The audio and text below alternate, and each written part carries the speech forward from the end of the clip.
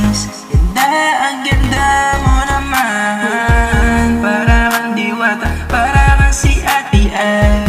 Sa taglay mo nakagandahan, mga kalalakihan ay naguguluhan. Dahil sa iyo marami yan nalilito. Ikaw ang imahinang makabagong kagandahan. Kung totoo sila, minsan nalalagpasan mo pa si Ate Ann. Para kang isang supermodel sa pasyonig lamang na lamang. Comedy, action o talent, gifted, halatang halata naman. Wala nang pagtatalunan sa'yo na awaro na wala nang makakaagaw dyan.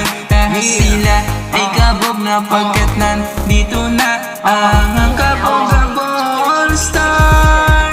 Ate Vice, ganda mo naman. Para kang diwata, para kang si Ate Ann.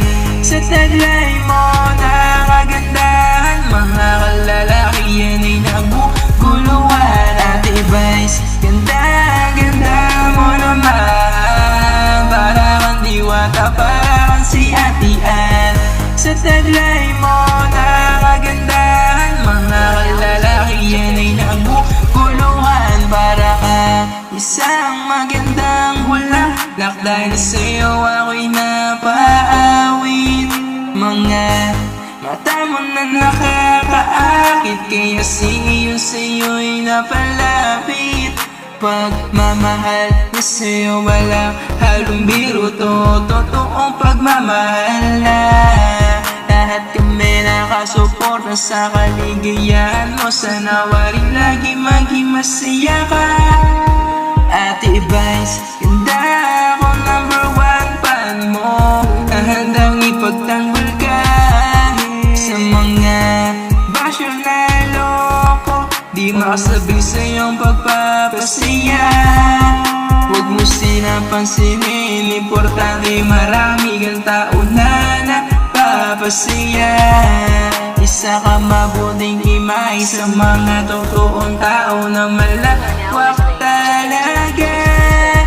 Ate Vice, ganda mo naman. Para kang diwata, para kang si Ate Ann.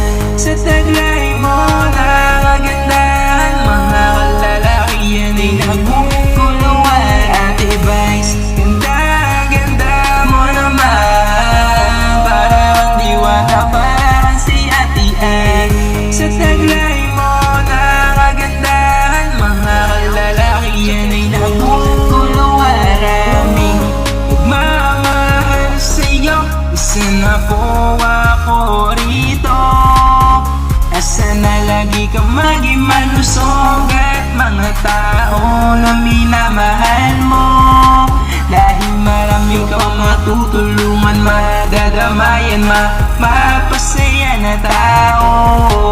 At kahit ano pang magbago, ako'y mananatili pa rin number one fan mo.